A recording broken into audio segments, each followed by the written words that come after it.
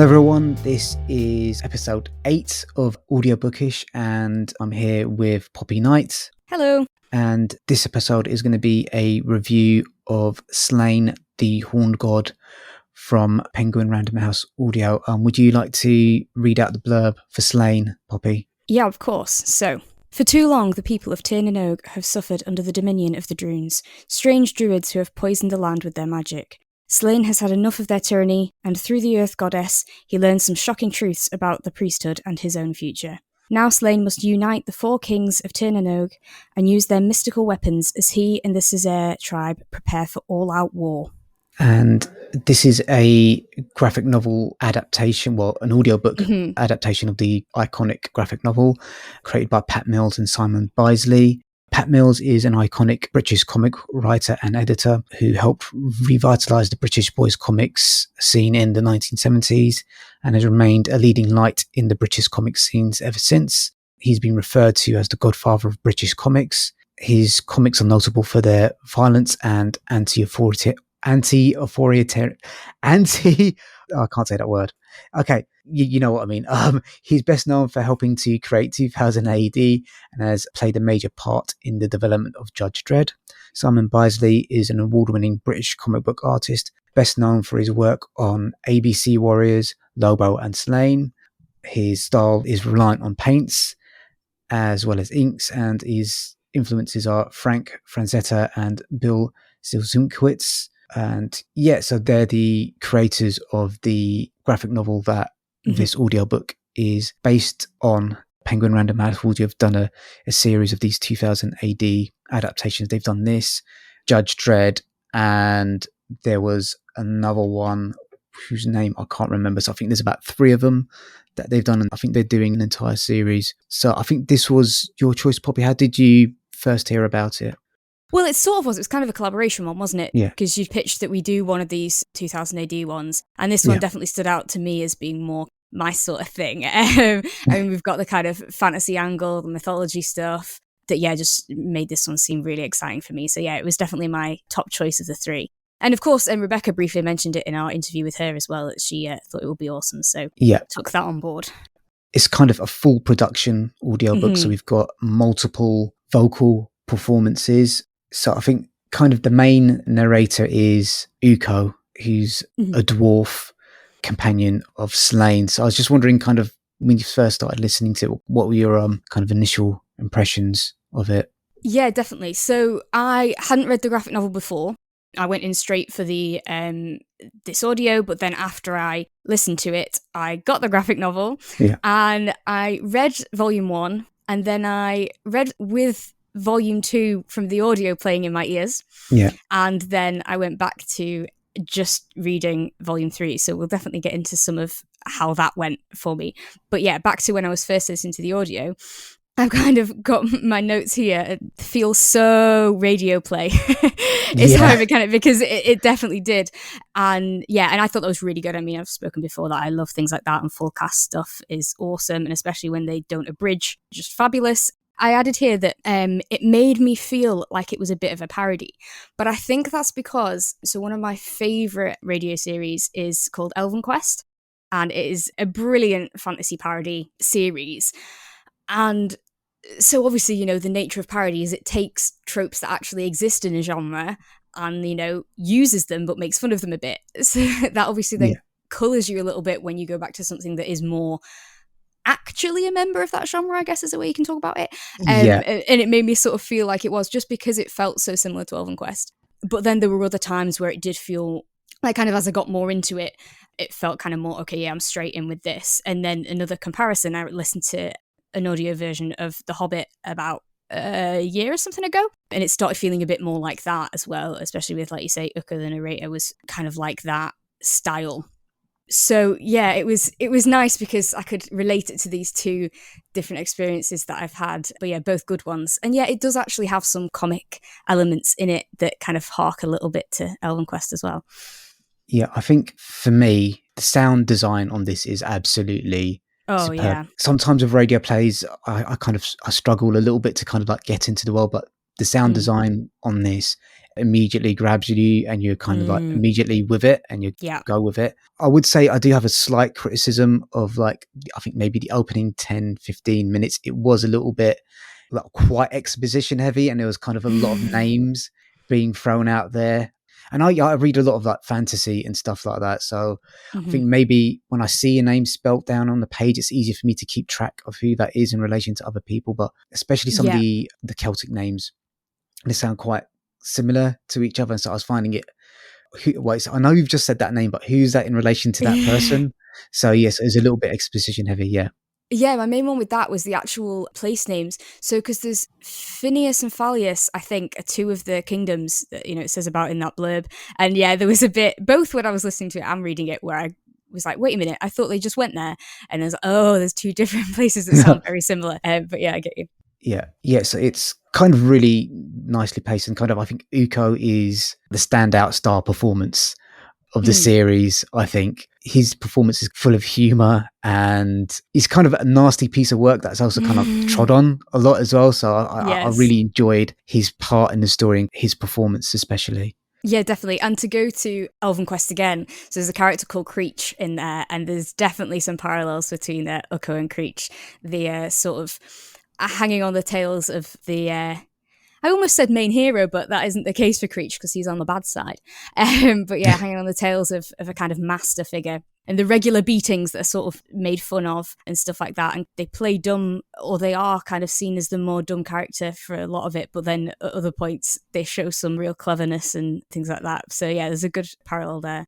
Yeah, and just going back to the graphic novel, I think for me, that a big draw of the graphic novel was Simon Bisley's art. I think is so striking. So there is something lost in the adaptation, but I think there's also something quite a lot gained. So I remember reading these back when I don't remember reading The Horned God specifically, but I do remember there was Slaine graphic novels in my school library. And this is an image that struck of me all this time, kind of 20 years on, is Neve giving birth alone, cold and kind of, half naked, giving birth to Slaine's son. That's an image that's kind of stuck with me all that time. And you can't really capture that with an audiobook, but you do get other things from it. So I was just wondering, maybe it's a wider question to approach towards the end of the review, but I just, as you read the graphic novel and listened to the audiobook, what do you think was gained and lost? No. Definitely. And like you say, we probably will touch on it more as we go. But I completely agree with you that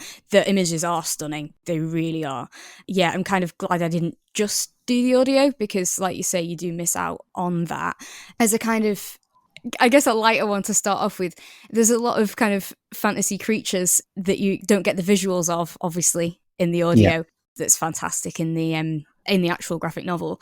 But then also kind of plot-wise, there was a lot that I had missed. And in some cases, realised I missed, and in other cases didn't realise I'd missed, as for like what actually happens.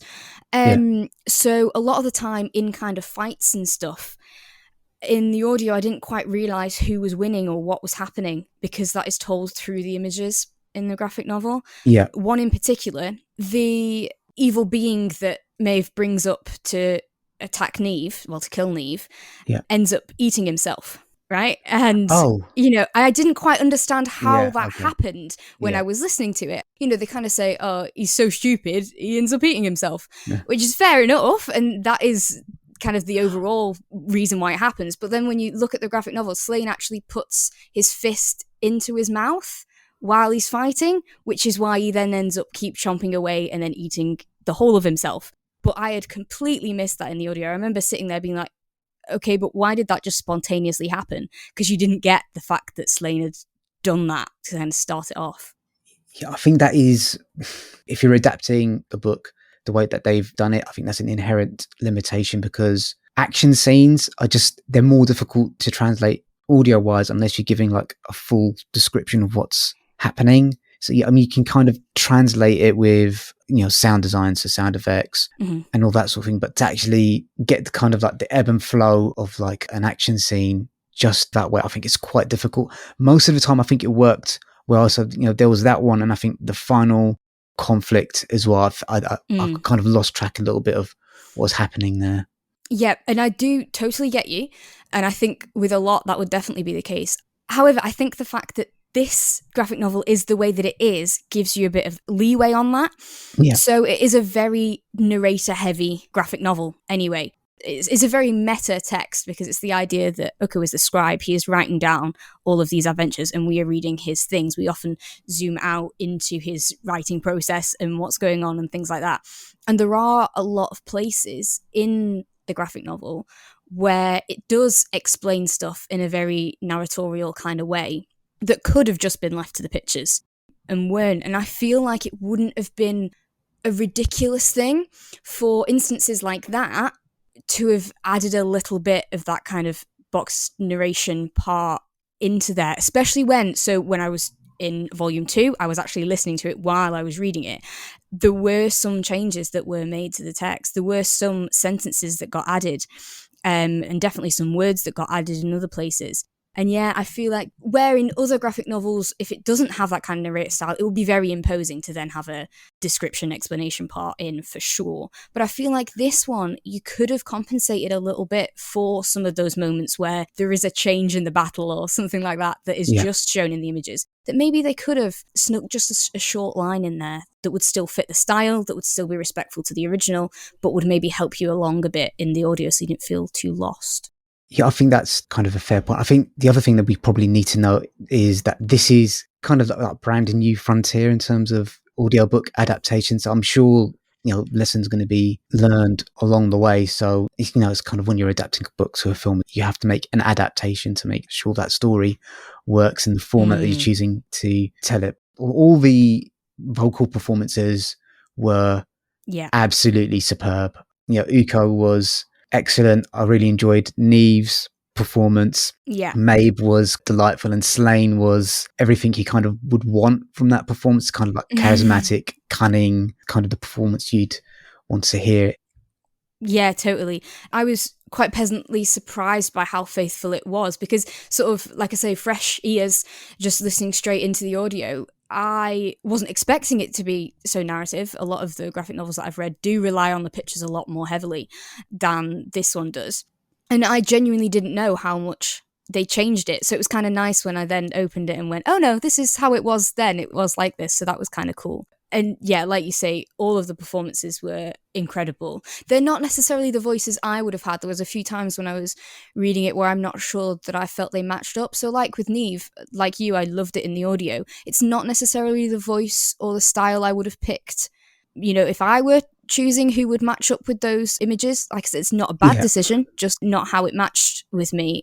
So like Neve, for me, her relationship with Slaine is a really complicated and tortuous one. They don't really get into it too much in the audiobook, but like Neve was really badly let down by Slaine earlier on in life, and like the actress was good, but I would have maybe chosen someone who sounded like she'd been through a lot more like terrible stuff, if that makes sense. She sounded very young, didn't she? Like quite child, and not in a childish way, but as in youthful. Which obviously she is, but yeah, I get what you mean. A sort of naivety as opposed to a experienced, maybe, is the distinction. Yeah, as opposed to kind of like Mabe, who carried that kind of all, the stains of everything that she'd done in a kind of vocal performance. I think a little bit more. Yeah, maybe Neve was a little bit too full of life. Maybe I think it was. I don't know. I get you. Yeah, and then also because kind of going with that, she's drawn in a graphic novel at certain points, especially it was very muscular. I loved it. I thought it was awesome. But yeah, it isn't necessarily the impression you get from the audio. Not that people who sound like that can't look like that, definitely can. But yeah, it's like you say, it's that sort of, I mean, like every form of art and storytelling, you're always asking your audience to pull on their own cultural associations and stereotypes. It's just how it works. And yeah, for a number of reasons, it wasn't necessarily like an exact match, but it didn't necessarily need to be. And kind of similarly, there was some moments, like I say, you can only tell if you're literally listening and reading at the same time, where maybe like the facial expressions didn't quite match the tone that the narration was using. That seems like a directorial decision for, okay, we're going to take this in a slightly different way to maybe how they intended it in the original one.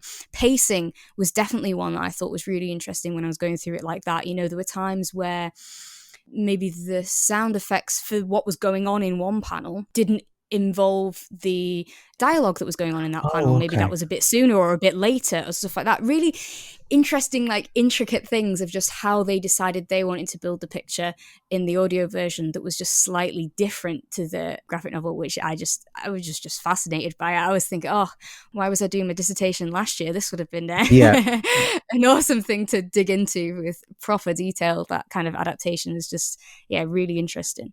So one of the things I really enjoyed about this was their use of Celtic myths as kind of a basis for a lot of all of the story, really. So I was just wondering, basically this and kind of Song of the Sea are kind of the only two like recent examples I can think of where Celtic myths are used as the base of a story. And I think that's such a shame because there's such a rich seam of characters and incidents that you can kind of mine to tell stories from there. Definitely, and it kind of gets overshadowed by, Norse myths, Greek myths, stuff like that. They end up kind of as the big hitters, don't they? But yeah, there's so much that you can mine out of that. It's unfortunately not something that I am massively knowledgeable on yet, but definitely would like to learn more on it.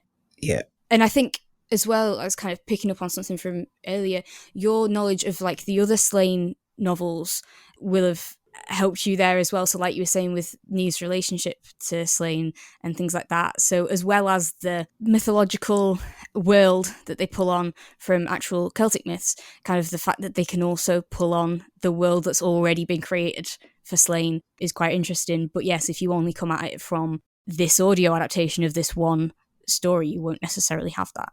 Yeah, I think at a certain point you've got to take a story on its own merits and kind of maybe, I don't want to say put the blinkers up, but just take it as it is. And you definitely can have this one on its own. Yeah. And I think a lot of the people that will be listening to this book will be fans of the graphic novel, so they will come with all that knowledge and background into the kind of the characters and stuff like that. But even if you didn't, I think it's so beautifully like put together and engaging that you will get a lot out of it. That's from the vocal performance, the sound design, the story.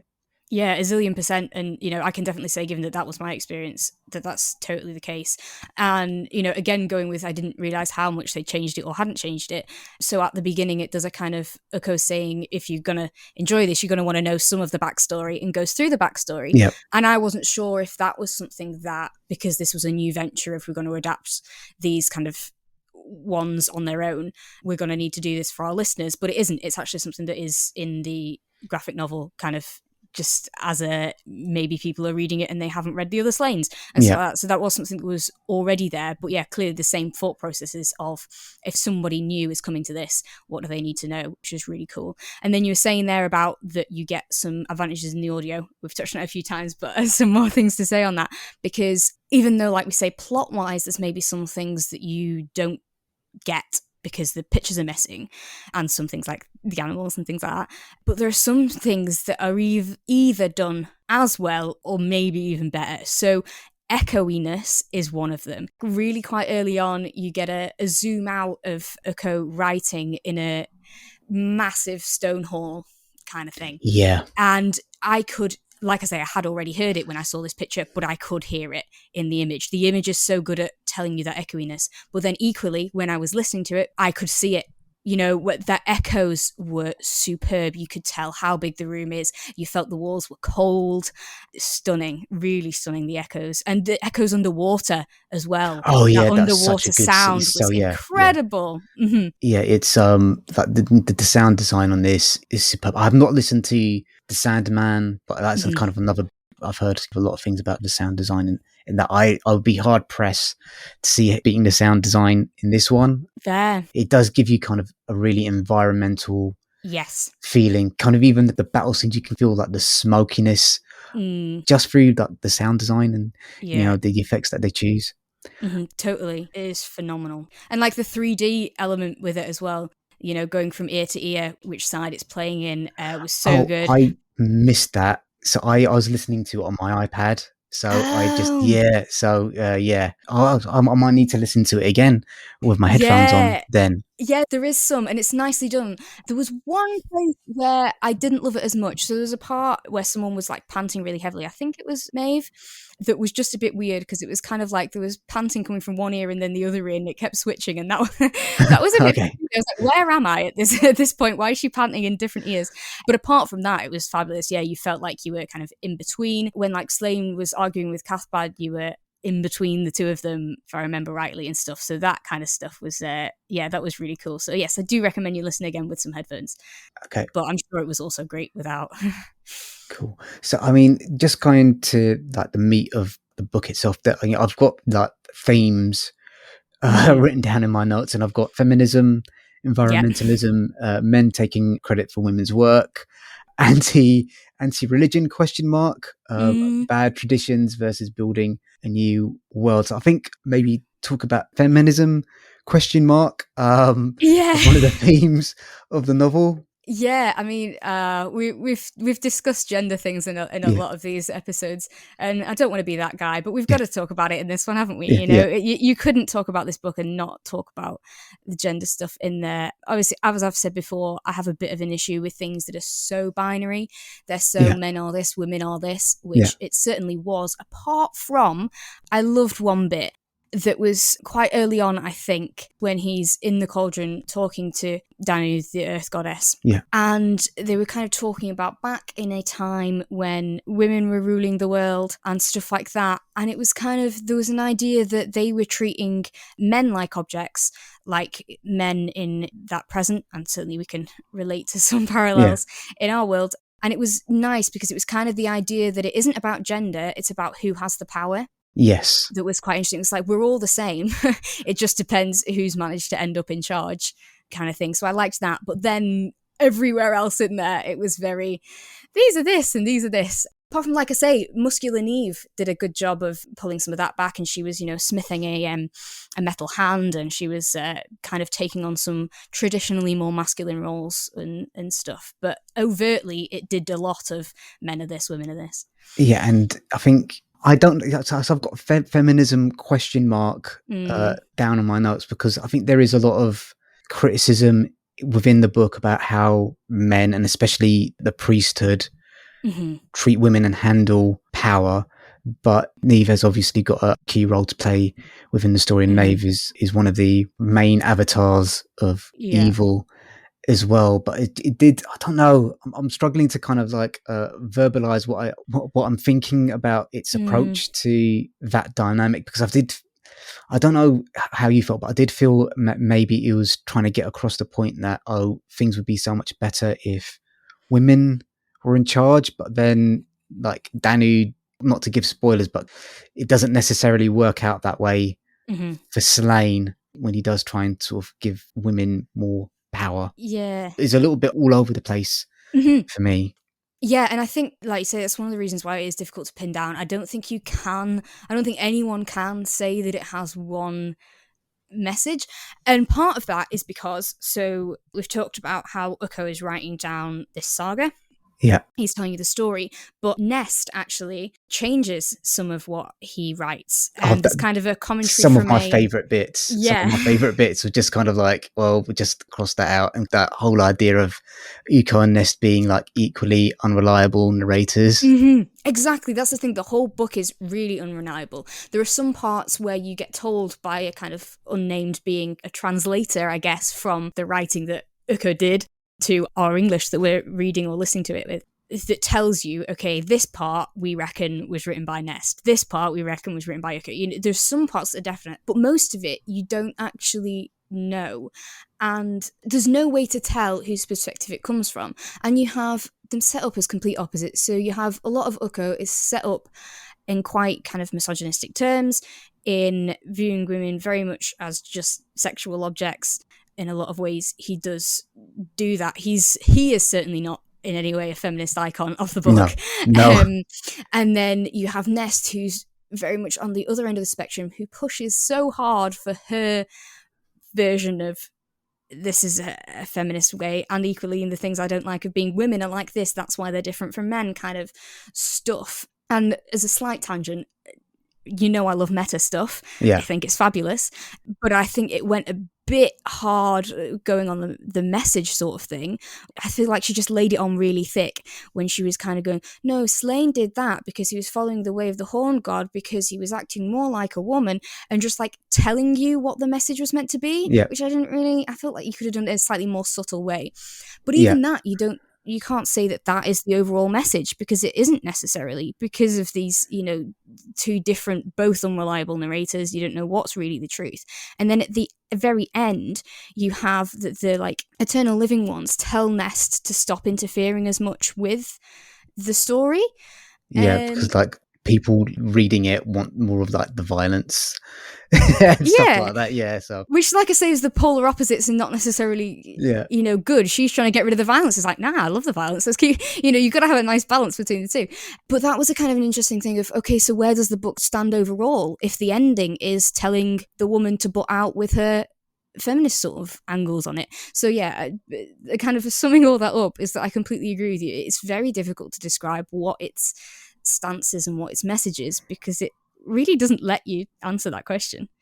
I think kind of its environmentalism stance, I think, is a little clearer in terms of Danu being Mother Earth and being sick and tired of being used and abused by men above, and a civilization spreading incessantly across her land and building cities and things of that nature, and making the argument that there needs to be maybe more of a balance, because otherwise bad things will happen to the tribes of men. Yeah, definitely. And as a way to connect those two themes, there's kind of like a mixed, but as in like really nicely entwined metaphor about covering her up. About men being obsessed with covering her up. And I liked that you can read that both and simultaneously in covering up women, covering up their bodies, not letting them have autonomy over their bodies and how they want to express them, how they want to show them, and things like that is definitely a part in there. You shouldn't be controlling my body. But also then, as you say, it's also a brilliant metaphor for the environmentalism stuff, the idea that they're putting cities all over the earth, just forgetting about nature. And that tension between those two things. Yeah, I think that's something that you can kind of go back and listen to it again and try and figure out what Mills and Bisley trying to kind of get at there. I think the other thing for me, like the other two major important themes were, I say like anti-religion, like question mark. I think it's more about questioning traditions, bad traditions. Yes. Versus trying to build a new world that's fairer and better for everyone. Yeah, it was definitely, a case like there is with a lot of things. It's normally more against organised religion than it is against religion itself. It's got God in the title of it. The Horned God, it is about gods and things like that. And they are respected and important characters. And the idea was, the problem was that these drunes and druids were twisting that religion. They were making the gods into something that they weren't, to suit their own purposes. So definitely against organised religion, but not clear about its stance on religion as a kind of, I guess, a more pure faith thing. Yeah, I think it's kind of like that. I don't know if you've read like a lot of Terry Pratchett, but in kind of like Discworld, like gods do exist, but it's just because they exist and they've played a role, as should you actually pay them any heed or respect or worship? Definitely. In Pyramids, you've got an amazing comparison here. I can't remember the names. It was a while ago since I read it, but you have the same thing, a new king takes over, but it's actually his advisor that's really running the show and claiming that the gods are saying this, the gods are saying that, and then the gods come back. It's like, actually, that's not what they were wanting, and you're in deep trouble. Yeah. Sneaking it in there, in case we don't come back to it, some other great Pratchett things of just this kind of, relating stuff to our world into this fantasy setting, which is something that he is fantastic at and has done really well in this book. And then dragons. And there's a dragon farm briefly mentioned that, reminded me of Pratchett. And then also Maeve wanting to be sacrificed is a very Colour of Magic, like fantastic thing of princess wanting to be sacrificed to the gods. I wouldn't say that they are similar, as in if you like one you'll definitely like the other, or that they've got the same overall tone, because they definitely don't, but there are some nice connections, I guess. I think Slaine as a comic book does kind of where it's influence. So I'm not saying that Slaine was influenced by Discworld, or maybe vice versa more so, but Slaine is very much in the sword and sandals, kind of like Conan the Barbarian hero.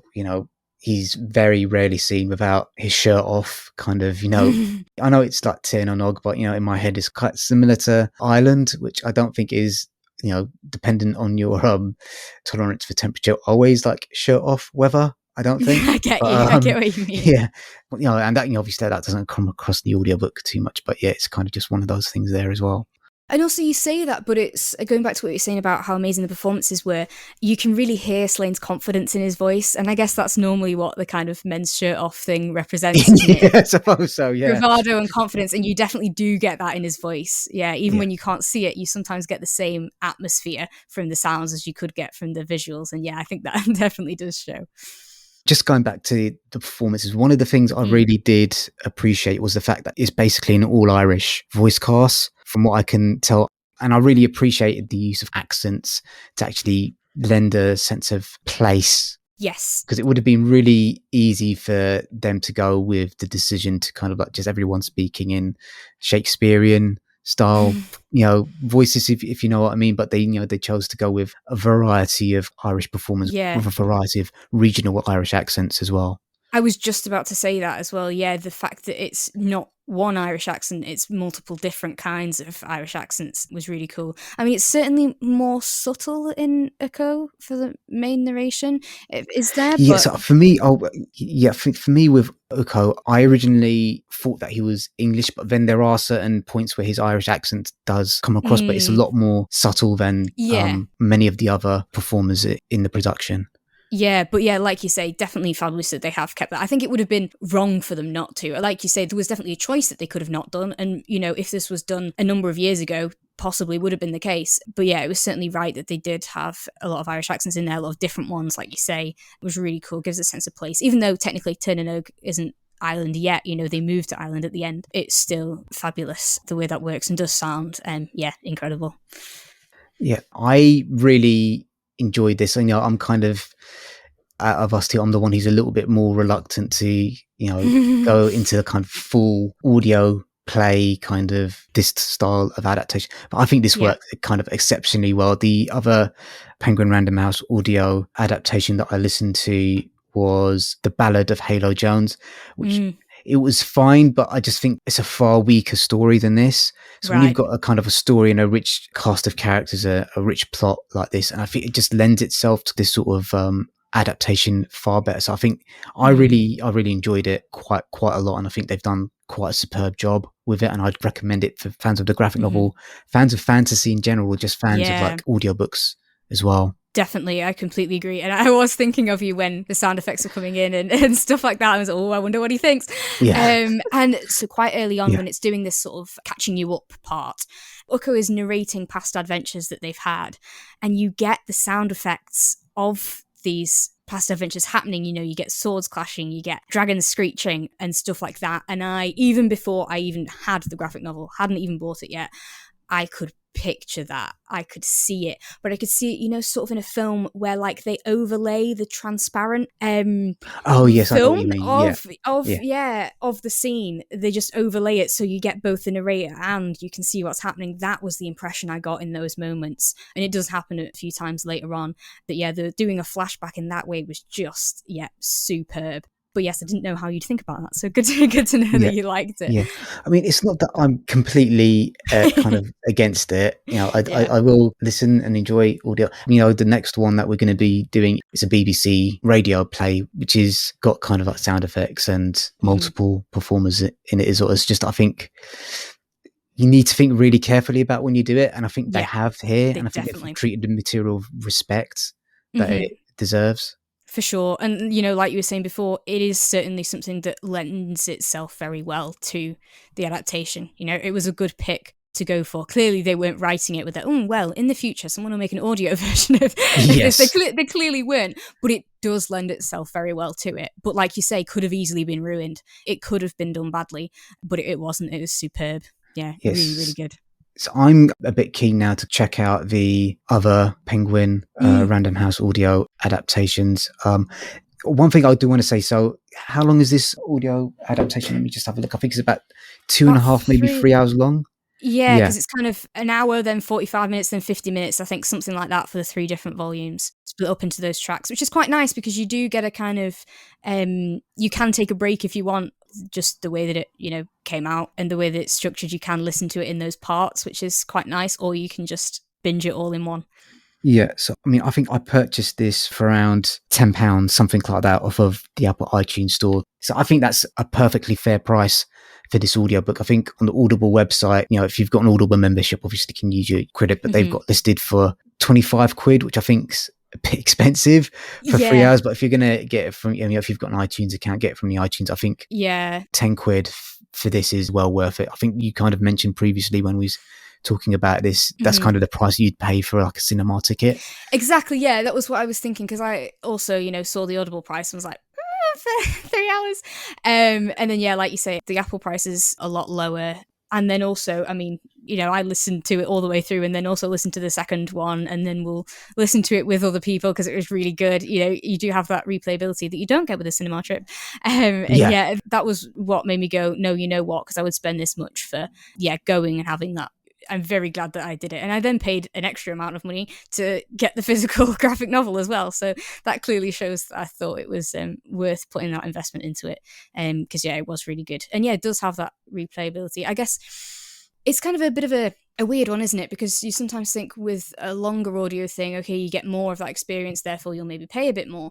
But actually, how many times will you listen to a 11-hour audiobook? Whereas how many times will you listen to a 3-hour audiobook? Yes, I think that's quite interesting, actually. Yeah, there's not many audiobooks I probably would go back and listen to again, actually. I think that's an interesting point. Yeah, it's very off topic, but it's an interesting thing about the model that Audible's got.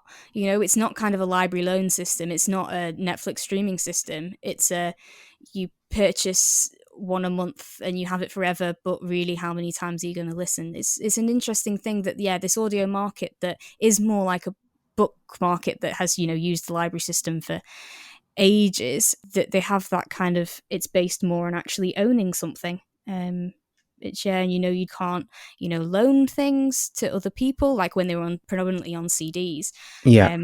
And stuff like that. It's just, I don't have any answers to it. It's just an interesting thing I've been thinking about. Yeah, but in this case, owning it is good because you will want to listen to it over and over, I think.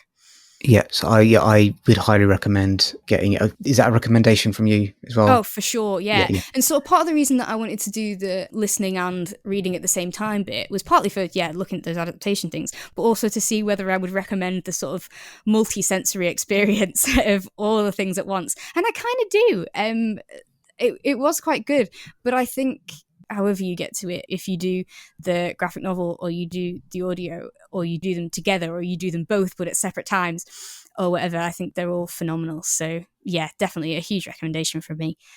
I think that's 2 thumbs up from both of us. I think the next book that we're going to be, the next story that we're going to be doing is BBC Drama's Gundren. This is kind of like one of the first radio stories that I think I listened to, so I'll be quite interested to see what you think about that. So stay tuned. I think we're going to be doing Carpet People after that, and then we might have a few exciting special guests appearing as well. Okay, guys, thank you so much for taking the time to listen to us. I hope you stay safe. Things are opening back up in the UK, but don't mess it up, guys. Second that. Thanks, guys. Bye. Bye.